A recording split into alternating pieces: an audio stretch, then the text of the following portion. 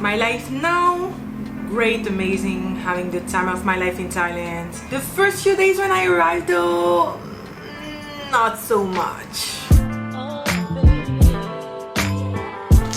From my apartment in Thailand. So actually by the time I'm filming this video, I've been here for more than a month. I found an apartment, I've started making friends, and I know I haven't been really uploading. Turns out that like moving your whole life abroad kind of takes time. So I'm finally doing this video because I really wanted to share the process of moving abroad, the first few days, the way that my mindset completely changed and evolved. Because I think that just physically going from point A to point B is already hard, but it's not that hard. But the emotional stuff is what's hard to deal with. And I haven't felt, a lot of people are asking me, are you missing Paris? And I really thought that after a month I would be like, I kind of miss this about Paris and this about Paris. So far, and this is not me being like, I love Paris so much, but I haven't been missing it yet. Like, of course I'm missing the people. I wish my parents would be here. I wish my best friends would be here with me. Apart from that though, I'm not missing me being in Paris. But the first few days of traveling alone, being on jet lag, and having to deal with kind of an Airbnb or story, I guess, that was a lot. So let me take you back. Let's go.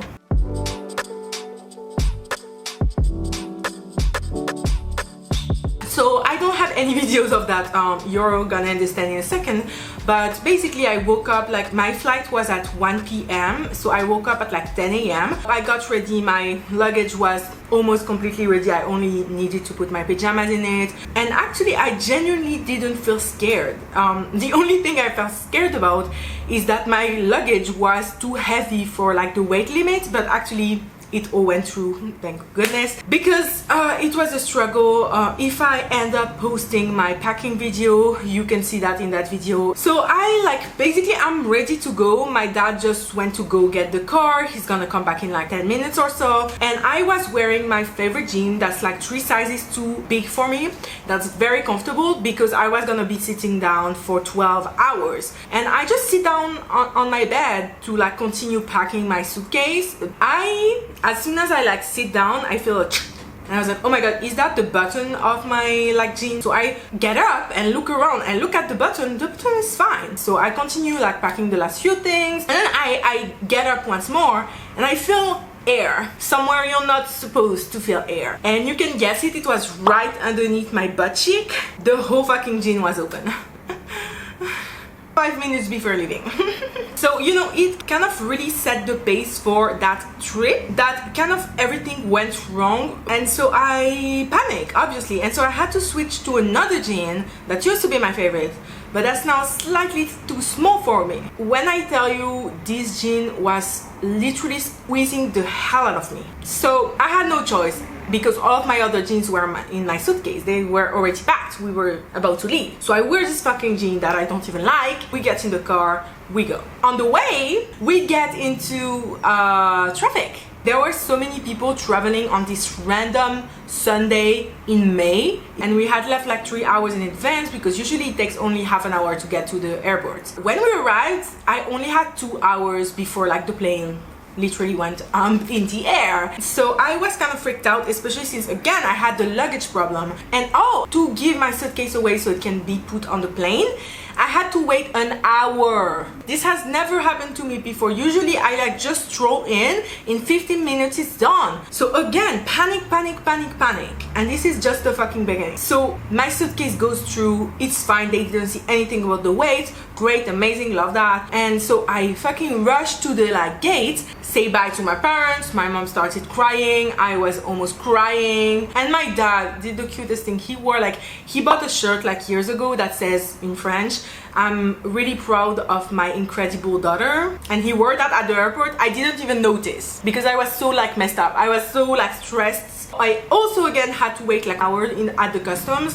So fucking long. So finally I arrived at the boarding gates and I was exhausted. I had been on my foot with my backpack, with my computer, tripod, camera, all of my equipment, my microphone, all of that must have like weighed about 15 kilos on my back for 2 hours, and I wanted like to sit a little bit before boarding the plane, but no, and I wanted to go pee as well, and I wanted to go eat as well. Oh my god, literally once I arrived was when they were announcing the boarding of the plane, so I had to queue, get on the plane. I get on the plane, I'm next to these two like older men, so I'm like, great. I like, no shade, but anytime I see like old white grandpas going anywhere near Asia and especially Thailand, I'm like, fetishizers, I'm sorry. Towards the last half hour of the flight, we started talking with the one who was sat next to me, and turns out they're not fetishizers at all. Actually, these gentlemen were older men from Brittany, so not even Paris, and they were musicians and they play traditional French instruments. They were just coming to Bangkok to go to Vietnam, and they were gonna do a concert with Vietnamese traditional instruments. He helped me get my suitcase down, and he wished me a lot of luck on my project to come here in Thailand. He was like, oh my god, that's so cool, so supportive, honestly such a lovely guy. So you know, sometimes don't trust your judgment. That's the lesson for today. Fun things, I wanted to go to the fucking bathroom because once again it had been like 3 hours, and so I waited until the plane like was in the air, the little signs for the seat belts were open. I tried to get up and my fucking whole entire knee goes sideways, so I sit down.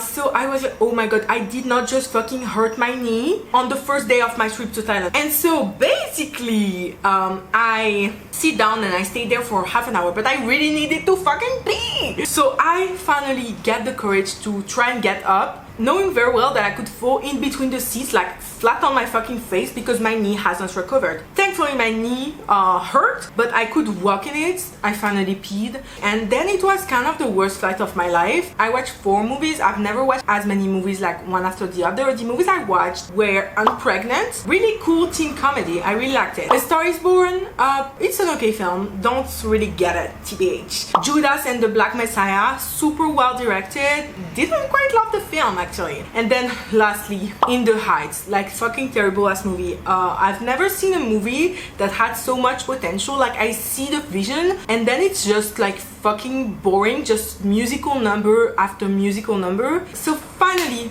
after 12 long, boring, I'm extremely tired, my knee hurts, my gin is cutting my circulation, everything is going wrong. And also I wanted to send a message for my parents to tell them that, oh, we're gonna like go in the air, but I didn't have any reception inside the plane. I was also stressed about that because I was like, oh my god, maybe my mom can't sleep, maybe she's so stressed, she's crying, she's thinking I'm dead, all of that. If you have an Arab mom, a Middle Eastern mom like I do, you know the deal. So I arrive, again my knee is hurting. I had to go through immigration. Even though I had a visa, I had to like fill in the fucking form, and I was like, bitch! And I got my luggage, and at this point I was exhausted. So I get a grab from the app. I went on to another level because that was what was indicated on the app, but he was waiting on the actual level that I was on, so I had to run around the whole airport. So finally I get into the taxi.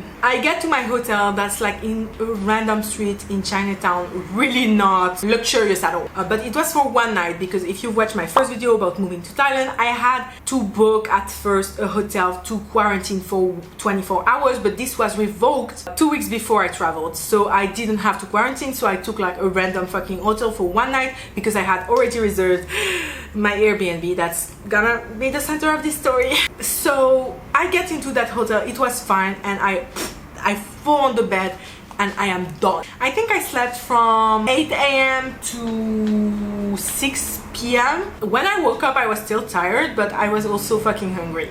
I went into this restaurant because I needed air conditioning. It had like a fan, so it was hot but not as hot. And I should precise that when I came here I knew the heat would be hell, that's the fucking word. Yeah, nothing could have prepared me for it. And the next day was another struggle, and this is when the real struggle and the real story of this video starts. So I needed to go to an Airbnb. The reason I chose that first hotel that wasn't really that great was because it was only 6 minutes by foot to my Airbnb, and again I chose that hotel last minute. And so that Airbnb, it had a grade of like 9.5 I think, or 4 out of 10, which is enormous and it had only good comments and the view seemed incredible. The view was incredible, and so I really wanted to go to that Airbnb. So I go first because again my luggage was so fucking heavy, so I go with my it was so hot, the sun was shining so high, so I go with my 15 kilos backpack with like my computer and all of that and my little suitcase. So I left my big suitcase at the reception of the first hotel, so I walked there to kind of see where it is. Finding the place took more than 6 minutes by foot, took more like 15 minutes to be honest, because Yaowarat is very crowded. So I finally arrived at the place and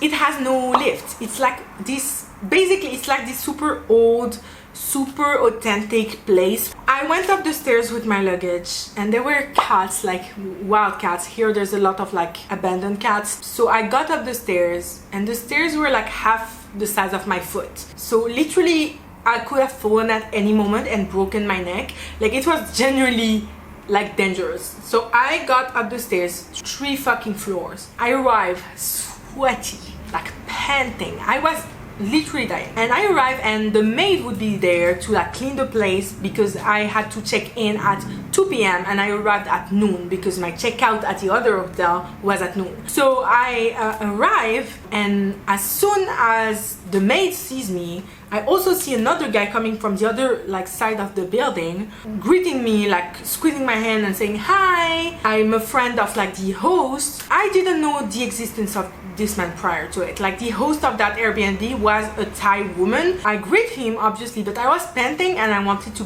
rush back to the hotel to get my luggage so all of my stuff could be reunited. I kept talking and talking, and this man was in his 40s, okay? He was very arrogant and self-centered. He was like, yeah, I've like spent so many years in Bangkok just like smoking weed, walking the streets and eating the best like street food. I've made like rankings of the best street food. I can send you the list if you want. And I was like, bitch, I just want to get into the apartment. I said, okay, so I kind of cut the discussion short, and something that bothers me is that like what I like about Thai culture is that they not very touchy, which is great because in this weather you do not want to be fucking touched. So he touched my back twice. It was kind of bothersome to me because I'm like, bitch, in this weather I was sweaty.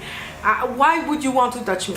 I already had like a weird feeling, and obviously as women, I think as individuals, but especially women, you can see when someone is interested in you. So I kind of cut it short. I went back to search my suitcase. When I came back, he wasn't there. So I was like, okay, great. He was kind of weird, but I will never see him again. So that's amazing. We love that. And thankfully, I managed to pay a guy to take my big suitcase with him and carry it up the stairs because I couldn't have done it. So basically, I arrived after this guy helped me, bless his soul. So I tip him. I wait for the maid to be done with the apartment.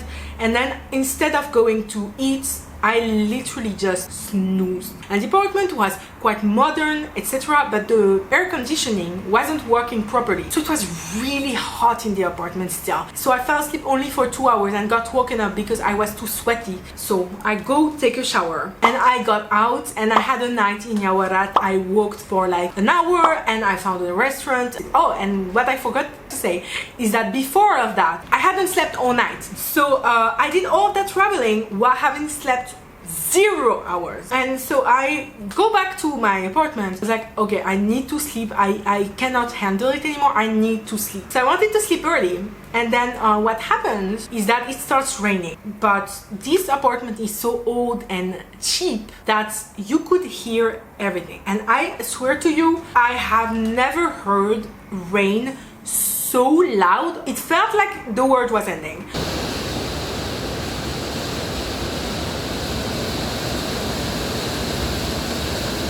One hour into that really fucking scary storm that didn't stop, it lasted 5 hours by the way, I get a message on WhatsApp from this American guy that I met at the Airbnb earlier today.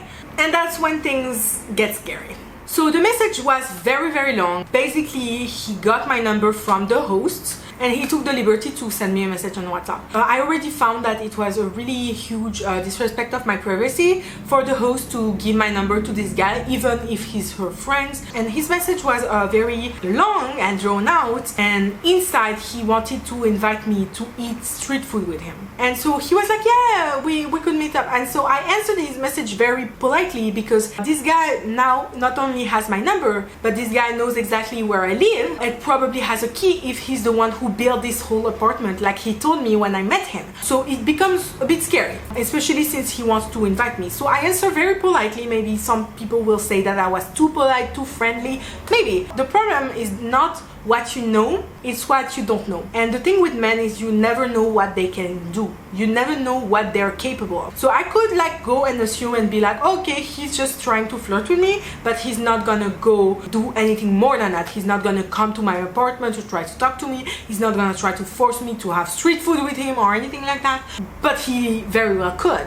It's not a situation where you can feel reassured. Once the doubt is there, it's there to stay. So I answer him and he sends me another message, and he again insists, and he's like, oh, so tomorrow we can go like have breakfast. I was like, I don't know, because I haven't slept all night, so I want to like, I'm probably gonna sleep a long time and wake up at like noon, which was not really a lie, because again I was fucking exhausted. But I was freaked out that he insisted again, because I ignored that part of his message in the first one and he didn't get the clue. And so he keeps talking. He sends me like pictures of the food that he's eaten, his like favorite meals that he's eaten so far. At the end of the conversation, I just like cut it short and say, I'm going to sleep, good night. And then he sends me kissy faces emojis. So that was kind of the last thing that kind of really freaked me out, because I was like, wow, so this guy is definitely hitting on me. And I'm traveling alone, and I felt very vulnerable in that moment. And so I actually talked to some of my followers online. Everyone in the comments starts telling me, you need to get out of here. Like, you never know what can happen. This is super scary. You need to put your suitcase near the door so he can come in if he wants to. So I start contacting my best friends. I start contacting my mom. And at first I didn't want to talk to my mom because, again, Lebanese mother, very protective, very anxious. I hesitated, but then I was so freaked out and I started crying. Cue the thumbnail of this video and the video I took of me crying, as any good YouTuber should. And then I decided to call my mom to tell her everything, and she was freaked out, obviously. And so I started to look into a hotel, and I'm very grateful because I had two particular followers that I'm pretty close to that stayed with me for hours. We talked to kind of take my minds off of things, and I finally found a hotel that you saw in my last video.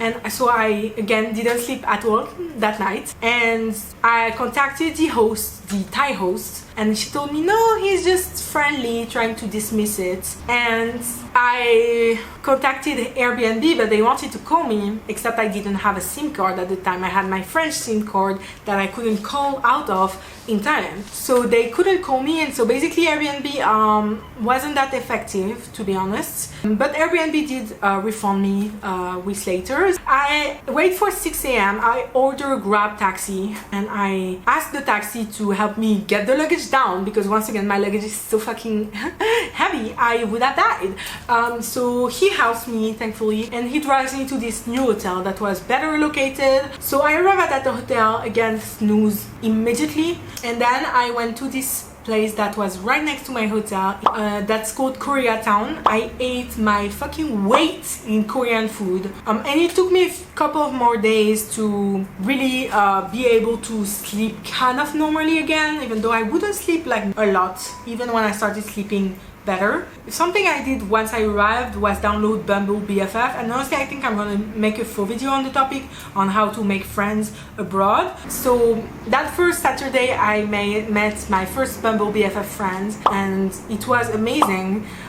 We did exhibitions, and she's still my friend today, and it kind of helped me end a week where I didn't do much, I didn't explore much. It kind of helped me survive that week and end that week really well. As for the Airbnb, I got refunded. It took a couple of weeks. I wanted to wait until I got the refund to leave a comment, But sadly, once I got the refund and got the time to leave a comment, knowing that literally no other comment is negative, no other comment is mentioning that New York guy, simply because that New York guy arrived in Thailand only 2 weeks before I did. And sadly, I wasn't able to leave a comment because I had waited too long, which I think is bullshit, because I think I only had 2 weeks to leave a comment. Why? Like, if I want to leave a comment a month later, I should be able to. Fuck you. Like, I found that Airbnb rule very, very bad. So I was really disappointed, because now more girls are probably gonna be in the same scary situation as I am, and I wish I could have warned them. It's really upsetting. I hope nothing bad happens to them.